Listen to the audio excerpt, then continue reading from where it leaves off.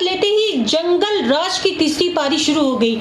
बिहार में नई सरकार का गठन हो चुका है, जिसके बाद विरोधियों के द्वारा लगातार महागठबंधन सरकार के ऊपर निशाना साधा जा रहा है। उसी क्रम में जनता दल यूनाइटेड के पूर्व प्रदेश सचिव डॉक्टर ताराश्वेता आर्या ने महागठबंधन सरकार पर जमकर निशाना साधा है। उन्होंने कहा कि बिहार में महागठबंधन सरकार के शपथ लेने के साथ ही जंगल राज पार्ट 3 का आगाज हो चुका है। डॉक्टर ताराश्वेता ने कहा कि जमुई में जहां पत्रकार को गोलियों से भूंस दिया गया, वहीं पटना में टोयोटा शोरूम में लाखों की डकैती की घटना को अंजाम दिया गया, साथ ही गार्ड की हत्या कर दी गई।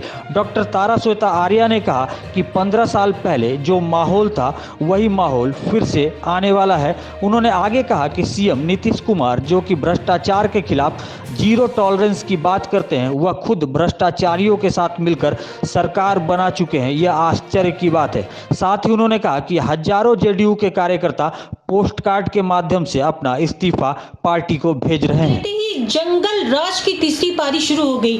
आप देखेंगे कि जमुई में एक पत्रकार की, जिसका नाम गोकुल यादव है, उसे गोलियों से भून दिया गया। सिर पर 3 गोली, छाती और पीठ पर उसकी गोली लगी। अब आप बताइए, ये जंगल राज नहीं है तो क्या है? 9 लाख रुपए की लूट हुई पटना में, ये जंगल राज नहीं है तो क्या है? और साथ ही साथ आप बताएं, इस तरीके का अगर डकैती हो गई एक जगह पे, लूट डकैती, पत्रकार का खून से लथपथ होने के बाद जब शपथ ग्रहण हुआ है, तो इसे हम जंगल राज की तीसरी पारी नहीं कहेंगे तो और क्या कहेंगे?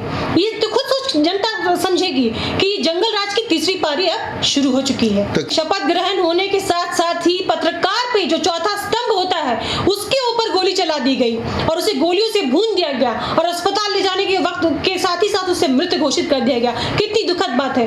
तो इसके बाद जनता को खुद समझ में आ जाना चाहिए कि जंगल राज की तीसरी पारी शुरू हो चुकी है। अब उन्हें भी बच के रहना पड़ेगा, वरना जो पहले माहौल था, अब फिर से शायद वही माहौल आ जाएगा। मंत्री जीरो टॉलरेंस पे चलते हैं, तो फिर वो ऐसे किसी के साथ अलायंस पार्टी के साथ कैसे कर सकते हैं जो कि भ्रष्टाचार के आरोप में पूरी तरीके से लिप्त है?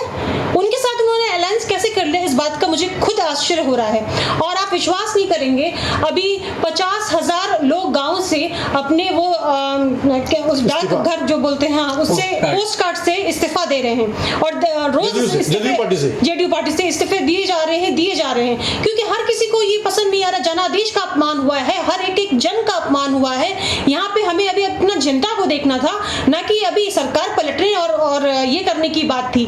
अभी उसी के उन्हीं के पिताजी, जिनके साथ उनका अलायंस हुआ है, तेजस्वी यादव के पिताजी लालू यादव जी राष्ट्रीय अध्यक्ष हैं, जो कि उन्होंने 2019 या 20 में अपने 17 में ट्विटर पे अपने लिखा था कि नीतीश कुमार तो सांप की तरह केचुली छोड़ता है हर 2.5 साल पे, वो केचुली छोड़ता है, वो सांप है, उसके ऊपर कोई शक? तो इतनी गलत बात कहने के बाद उनके साथ उनके बेटे ने कैसे अलायंस कर लिया, मुझे इस बात पे आश्चर्य है। और हमारे माननीय मुख्यमंत्री जी जीरो टॉलरेंस वाले, वो भ्रष्टाचार से लिप्त पार्टी में कैसे अलायंस कर गए, इस पर भी आश्चर्य वाली बात है।